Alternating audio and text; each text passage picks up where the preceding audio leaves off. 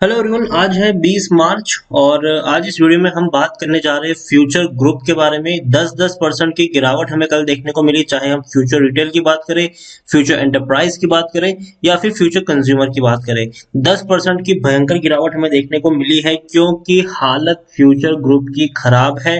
Court ने कुछ ऐसी चीजें कही है जो कहीं ना कहीं फ्यूचर ग्रुप के लिए बहुत ही खराब रहने वाली है। और ऐसे में अगर हम देखें तो रिलायंस इंडस्ट्रीज में ग्रोथ देखने को जरूर मिला है। 2080 का ये शेयर पहुंच चुका है। तेजी यहां पर आई है। जो कोर्ट का जो वर्डिक्ट था उससे भले फ्यूचर ग्रुप पर बड़ी भयंकर गिरावट हो, लेकिन रिलायंस के ऊपर कोई बड़ा असर नहीं पड़ा है इसका। वीडियो में हम डिस्कस करेंगे कि आखिर वो कोर्ट का जो वर्डिक्ट है वो क्या कहता है, और फ्यूचर ग्रुप के शेयरों में खरीदारी बनती है कि नहीं, और रिलायंस इंडस्ट्रीज के शेयर में भी खरीदारी बनती है कि नहीं। उन सारी चीजों के बारे में हम यहाँ पर डिस्कस करेंगे। लेकिन उससे पहले अगर आपने अभी तक चैनल को सब्सक्राइब नहीं किया है तो प्लीज अभी इसे सब्सक्राइब कर लीजिए, क्योंकि आगे भी बहुत सारे वीडियोस हैं जो आपको काफी ज्यादा हेल्प करेंगे। उसके साथ साथ अगर आपने अभी तक मेरी टेलीग्राम चैनल को सब्सक्राइब नहीं किया है तो उसको भी सब्सक्राइब करना मत भूलिएगा, लिंक आपको डिस्क्रिप्शन में मिल जाएगा। तो बात करते हैं सबसे पहले फ्यूचर रिटेल के साथ। 10% की भयंकर गिरावट है। ओपन होते ही ये टूट गया था, ठीक है। शुरुआती दौर में ही 10% की लोअर सर्किट लेके बैठ गया। फ्यूचर एंटरप्राइज में भी वही चीज देखने को मिली और फ्यूचर कंज्यूमर में भी वही चीज देखने को मिली। हाँ देखिए, ₹6.5 से भी कम प्राइस पर फ्यूचर कंज्यूमर ट्रेड कर रहा है। ₹8.5 के आसपास फ्यूचर एंटरप्राइज ट्रेड कर रहा है और ₹55 के आसपास फ्यूचर रिटेल ट्रेड कर रहा है। रीजन ये था कि भाई साहब, दिल्ली हाई कोर्ट की तरफ से ऐसे कुछ स्टेटमेंट दिए गए हैं जो कहीं ना कहीं फ्यूचर ग्रुप के लिए सही नहीं है। अब देखिए, जो टिप्पणी की गई है वो कुछ इस तरीके से है कि फ्यूचर ग्रुप और रिलायंस इंडस्ट्रीज के बीच होने जा रहे सौदे ने एक बड़ा दिलचस्प मोड़ ले लिया है। दिल्ली हाई कोर्ट ने फ्यूचर रिटेल और रिलायंस इंडस्ट्रीज के साथ जो 24,713 करोड़ रुपए का जो सौदा होने जा रहा है उस पर रोक लगा दी है। और उसके ही साथ साथ कुछ ऐसे सवाल किए हैं कि जिसके चलते अब ये तक उन्होंने बोला है कि फाउंडर और सीईओ किशोर बियानी को 3 महीने के लिए नागरिक जेल में हिरासत में रखा जाए। दिल्ली हाई कोर्ट की ये टिप्पणी कहीं ना कहीं एक बड़ी सिचुएशन की तरफ भी इशारा करती है। और एक और चीज अगर मैं आपको यहाँ पर समझाने की कोशिश करूं तो ये भी चीजें सामने आ रही है ऑर्डर का कि भैया बियानी के जो असेट्स है उसको भी भैया अटैच करने की बातचीत यहाँ पर चल रही है। अब देखिए, Delhi High court upheld the order by Singapore international arbitration centre prohibiting future retail from going ahead deal with Reliance retail. तो यहाँ पर जो इतनी बड़ी डील हो रही थी और उसमें सबसे पहले किसने अपील करी थी? भैया अमेजोन, क्योंकि अमेजोन का हिस्सा फ्यूचर कूपन्स में है और अमेजोन नहीं चाहता कि भाई साहब फ्यूचर ग्रुप जो है वो रिलायंस के पास चला जाए, क्योंकि उनका सीधा सीधा ये कंपिटिटर है। तो यहाँ पर आप देखेंगे तो bench of justice JR Mishra have the Kishore Biyani led Future Group, और उनका ये कहना है कि भाई साहब आपने वायोलेट किया है, जो डील्स हुई थी आपके साथ उसमें आपने वायोलेशन किया है। Biyani and director of the company have been ordered to be present before Delhi High Court at the next hearing. तो देखिए, अब तक क्या होता था कि जो हियरिंग हुई उसमें भैया डेफिनेटली अब वकील लोग जाते हैं, जनरली कंपनी के मालिक को जनरली बहुत ही कम बुलाया जाता है। और अब दिल्ली हाई कोर्ट की तरफ से बोला गया कि अगली हियरिंग जो होगी उसमें आप सबको प्रेजेंट रहना है। The court asked them to show cause as the why they shouldn't be detained for 3 months in civil prison for violating the emergency attribution order। और प्रेजेंट रहना की ही नहीं, उनसे ये भी पूछा जाएगा कि भैया साहब आपने जो वायोलेशन किया है तो आखिर हम आपको 3 महीने के लिए जेल में आखिर क्यों ना भेजे, उसका रीजन आप हमको बताइए। तो ये एक बहुत बड़ी बात है यहाँ पर। और उसके साथ साथ यहाँ पर ये भी है कि the court ordered attachment of properties of Biyani and other related to Future Group. भैया उनकी जो प्रॉपर्टीज है उसको भी जब्त में लेने की बातचीत यहाँ पर की गई है। उसके अलावा 20 लाख रुपए की पेनल्टी भी उनके ऊपर लगाई गई है। तो चीजें फ्यूचर ग्रुप के लिए बिल्कुल भी सही नहीं है। अगर अगर ऐसा होता है तो भाई साहब बिग बाजार बर्बाद हो जाएगा।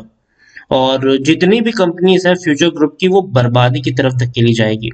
और यही एक रीजन था कि मैं आपको बहुत पहले से कहता था कि अगर आपको खरीदारी करनी है, अगर ये डील होगी और नहीं भी होगी तो भी अगर आप चाहे तो फ्यूचर ग्रुप में नहीं बल्कि रिलायंस में खरीदारी करके चल सकते हैं, क्योंकि फायदा रिलायंस का है यहाँ पर। ये मैंने आपको बहुत पहले बताया था कि अगर डील हो भी जाती है, फ्यूचर और रिलायंस की अगर डील हो भी जाती है तो फ्यूचर ग्रुप का जितना फायदा नहीं है उससे 100 गुना फायदा रिलायंस का है, क्योंकि जितने भी इनके लीवर्स होंगे फ्यूचर ग्रुप के वो सारे के सारे रिलायंस रिटेल में ऐड हो जाएंगे और इनकी जो ग्रोथ है और रिटेल की वो बढ़ जाएगी। और दूसरी तरफ फ्यूचर ग्रुप में से वो सारे हिस्से निकल जाएंगे और बाद में क्या होगा कि भाई साहब जो जो भी फ्यूचर ग्रुप की कंपनियां हैं उन सबको मर्ज करके एक कॉमन कंपनी बना दी जाएगी, फ्यूचर एंटरप्राइज। तो बहुत सारे शेयर्स होंगे वो एक ही जगह पे डंप किए जाएंगे। तो कहीं ना कहीं फ्यूचर ग्रुप का कोई फ्यूचर उतना बड़ा है नहीं, लेकिन फ्यूचर यहाँ पर सिर्फ रिलायंस इंडस्ट्रीज का है। डील होगी तो, अगर डील नहीं होती है और तो कहीं ना कहीं ये माना जा सकता है कि रिलायंस की जो ग्रोथ है, जो हम एक्सपेक्टेशन कर रहे हैं कि भाई साहब रिलायंस की एक बढ़िया ग्रोथ हमें देखने को मिलेगी, वो कुछ वक्त के लिए रुक भी सकती है। तो ये कुछ जो चीजें सामने बताई गई है वो वाकई में बहुत ही डराने वाली है, खास करके फ्यूचर ग्रुप के लिए बहुत ही डराने वाली ये चीज है, क्योंकि अमेजोन यहाँ पर कूदे हैं और अमेजोन की एक बड़ी हिस्सेदारी है फ्यूचर ग्रुप का। यहाँ पर लीगल नोटिस में ये कहना है कि जिसमें उन कंपनियों की एक लिस्ट शामिल है जिसमें फ्यूचर ग्रुप सौदा नहीं कर सकता है, वही फ्यूचर ग्रुप का कहना है कि अमेजोन और अन्य संभावित खरीदारों से सबसे पहले एक ऑफर दिया था और रिलायंस इंडस्ट्री का डील भी तभी साइन हुई जब अमेजोन ने ऑफर ठुकरा दिया। देखिए डील रिलायंस के साथ तब फ्यूचर ग्रुप ने अपना जो पहले बताया था वो यही था कि भाई साहब अमेजोन को हमने पहले ऑफर किया कि भाई साहब आप हमको फंडिंग करें, लेकिन अमेजोन ने जब इस ऑफर को ठुकरा दिया तब जाके हम रिलायंस के पास गए हैं।